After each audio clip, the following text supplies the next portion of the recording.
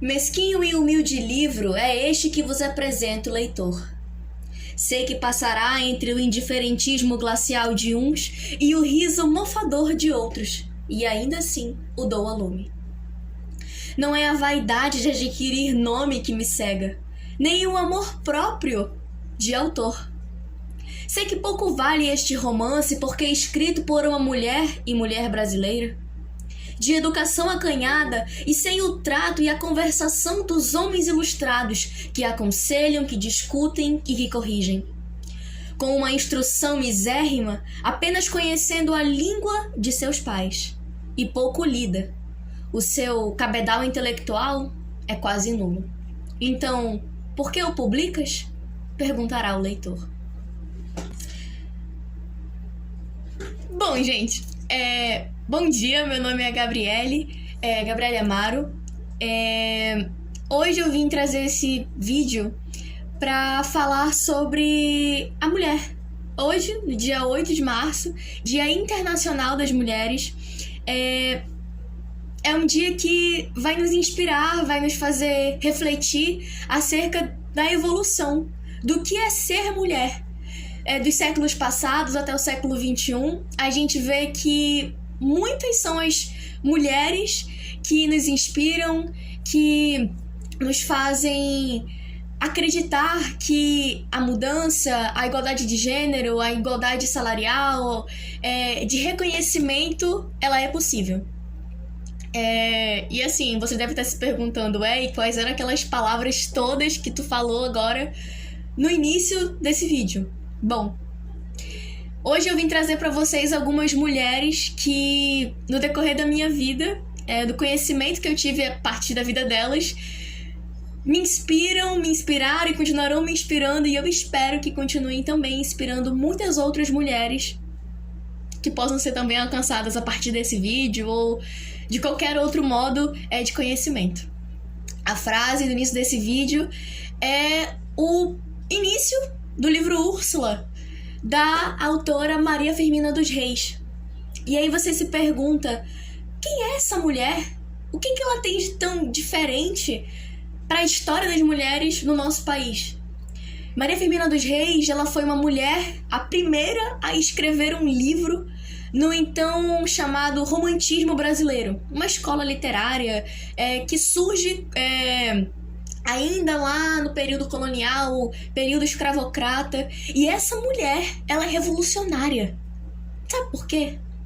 Quando a gente fala de literatura brasileira, principalmente falar sobre um livro que fale sobre o período da escravidão no Brasil, a gente logo pensa em quê? Castro Alves, né? O poeta dos escravos. Mas e se eu te disser que anos antes, décadas antes, séculos antes, eu já havia uma mulher que escrevia sobre isso? Só que o preconceito, o machismo não permitiam que ela fosse reconhecida.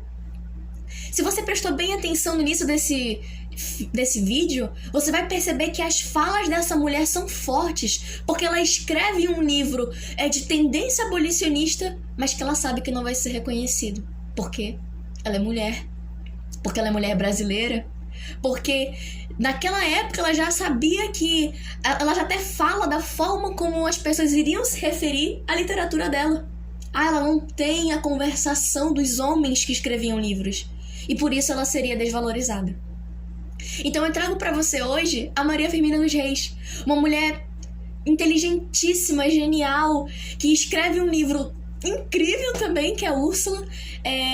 Não vai dar pra falar sobre ele nesse vídeo, senão seria um vídeo de 1 hora praticamente, mas que eu espero que você tenha a curiosidade de procurar mais, tanto sobre a obra, mas sobre essa mulher incrível também, que séculos antes, inclusive, do autor, né, enfim, um grande homem também, Castro Alves, mas que traz isso muito tempo antes, numa época que nem era para ser romantismo brasileiro, primeira fase, primeira geração, falar sobre temas abolicionistas, só Maria Firmina dos Reis. Bom, continuando, a gente não pode também deixar de falar sobre uma mulher incrível que foi Maria Carolina de Jesus. Talvez esse nome já seja um pouco conhecido por algumas pessoas que estejam vendo esse vídeo, mas eu tenho certeza que para muitos vai ser uma honra poder conhecer esse nome. É uma outra mulher da literatura brasileira que vai marcar o que a gente chama hoje de literatura marginal, né? Que traz essa forte representação de conflitos sociais, temáticas de críticas ao contexto da época. Maria Carolina de Jesus escreve o livro Quarto de Despejo, o Diário de uma Favelada. E você fica, nossa, né? Essa mulher deve ser uma intelectual, uma academicista, uma pessoa que, né? E aí, e se eu falar pra vocês que, na verdade, ela não teve escolaridade? Maria Carolina de Jesus teve até o 2º ano do fundamental na escola. Vivia na favela do Canindé. Pra quem não sabe, a favela do Canindé hoje não existe mais, né? Porque hoje é o que a gente chama da Marginal Tietê, a estrada. Mas que era uma das grandes favelas de São Paulo. E essa mulher, ela vai retratar no livro dela a própria história. A história de uma pessoa que com somente 2 anos de escolaridade era apaixonada por livros, apaixonada por literatura e não deitava, essa é a expressão mesmo, ela não baixava a cabeça para as pessoas que diziam que ela não era capaz de ser uma grande mulher. Maria Carolina de Jesus, ela vai tematizar temas como fome, miséria, a própria corrupção no país, a ideia de que ela não poderia baixar a cabeça porque ela tinha uma vontade incessante de viver. É como ela disse, quem não tem um amigo, mas tem um livro, tem uma grande estrada, uma grande história para seguir. Maria Carolina de Jesus, ela escreve esse livro, é publicado por um jornalista que reconhece o seu poderio literário incrível, porque essa mulher, imaginem, uma pessoa que não teve condições financeiras, criou 3 filhos sozinha, lidava com as questões da violência, do machismo na favela, trazia temáticas, inclusive não é meu lugar de fala, gente, eu tô usando o termo favela por causa da personagem, né? Já que o livro é Diário de uma Favelada, mas que ela traz com uma complexidade até nas palavras perfeita. Aqui a gente percebe como você olhar para dentro de si e acreditar pode romper barreiras, preconceitos, até mesmo aquilo que a gente chama hoje, né, o mal do século praticamente, o machismo. Além de Maria Carolina de Jesus, a gente tem outras pessoas, personagens incríveis, a gente não poderia deixar de fora a Clarice Lispector. Gente, uma mulher forte, uma mulher que impôs a sua história, o seu olhar da vida, sua mente filosófica, pensante, radical, incrível na literatura. É como ela dizia, eu sou mansa, mas a minha função de viver é feroz. Clarice Lispector teve uma história incrível na literatura brasileira. A gente pode reconhecer, né, dizer aqui que os livros dela, principalmente A Hora da Estrela, né, um livro extremamente conhecido, retratam esse olhar, inclusive da mulher, já que a própria Clarice, ela vivia numa situação entre o papel de mulher numa sociedade ainda muito marcada pelo patriarcalismo, e a vontade dela de ser reconhecida pelo talento, pelo dom que ela teve desde o princípio de escrever. Bom, além de tudo, a gente também não pode deixar de fora uma personagem que eu acho que marcou muito a minha vida, que é a Capitu. Não querendo falar, eu não vou falar aqui do Machado de Assis, né? Ele que também é um escritor incrível, mas o foco aqui é a construção de Capitu. Uma mulher revolucionária, lógico, vários outros livros, inclusive do próprio Machado de Assis, vão retratar essa mulher marcante, mas Capitu é diferente. Ela traz um olhar muito mais crítico do que a gente pode retratar como mulher. Se a gente for parar pra pensar, o próprio Machado de Assis, né, na fala do Bentinho, do personagem principal, ele vai olhar pra Capitu e falar, ela é muito mais mulher do que eu sou homem. É um olhar que a gente pode dizer assim, Capitu ela foi permeada por machismo por séculos. A ideia de, nossa, ela traiu ou não traiu, a própria ideia do Bentinho de dizer que ela traiu é um olhar preconceituoso. O olhar de que, naquela época, né, os livros daquela época vão retratar homens que podiam fazer tudo. Eles podiam trair, eles podiam sair, eles podiam conhecer outras pessoas, mas a mulher não. A mulher que, inclusive, sabia da traição, ela tinha que aguentar calada, sozinha. Mas Capitu, não. Ela não era essa mulher. É tão misterioso e, inclusive, curioso a história de Capitu, porque se a gente for parar pra pensar, a história até hoje é conhecida por causa de uma ação dela. Ué, Capitu traiu ou não traiu? Ninguém lembra do Bentinho. Pra falar a verdade, Dom Casmurro é a história que faz as pessoas lerem pra conhecer essa personagem incrível. Quando tem a fala, né, do Bentinho, aquele olhar de cigana, oblíqua e dissimulada, é um pensamento tão antiquado que o personagem reflete naquele momento, mas que, se a gente reflete sobre o passar do tempo, a gente percebe que a obra é atemporal, até mesmo nesses pensamentos preconceituosos. Até hoje existem muitas Capitus no Brasil, e não só no Brasil. São mulheres que são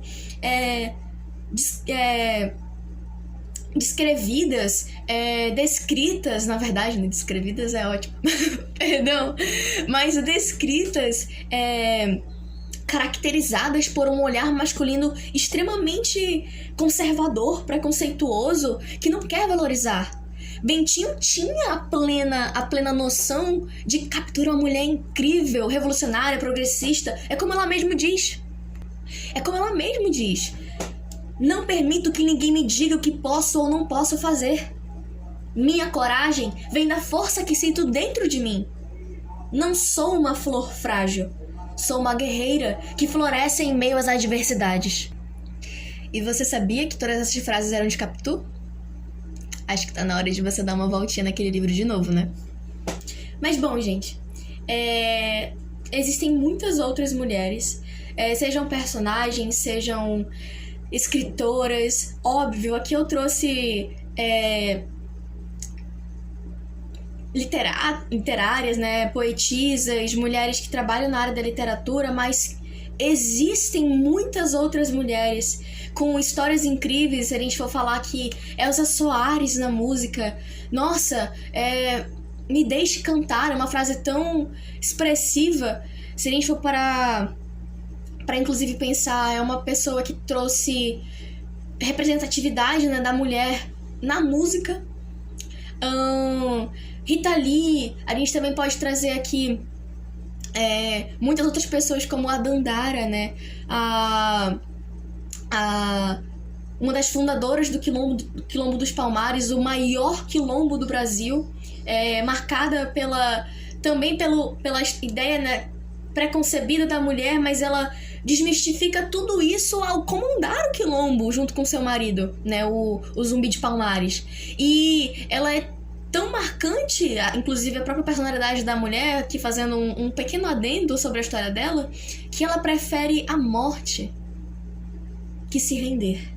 A gente tem também outra personagem, uma pessoa muito marcante aqui, Maria Bonita, mulher de Lampião, mas que representante da mulher dentro do cangaço, era uma mulher que era temida por todos os homens, que trazia na sua feminilidade, mas também a ameaça de alguém que era imprevisível, de alguém que era temida pelo seu potencial, temida e respeitada.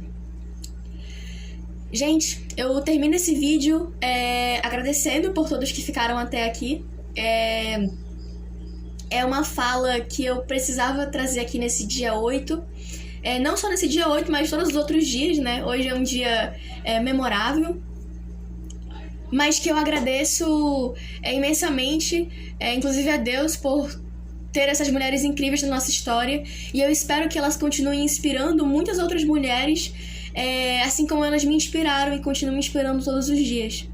Essas mulheres, elas são incríveis e continuarão sendo incríveis porque trazem temáticas atemporais, a própria vida delas, além dos livros, é incrível. Sem definição inteira, íntegra, pra dizer o como elas são incríveis. E que são histórias que precisam ser disseminadas, propagadas e que as gerações precisam conhecer. Então, mulheres, um beijo. Aproveitem o dia de vocês. Vocês têm que estar onde vocês querem estar. Vocês têm que falar da forma como querem falar, vestir o que quiserem vestir, serem o que quiserem ser.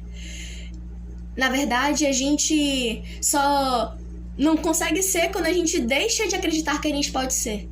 E a única pessoa que pode dizer o que a gente deve ou não deve, tem ou que não tem que fazer ou ser, somos nós mesmos, que conhecemos os nossos princípios, valores, o nosso potencial e os nossos limites.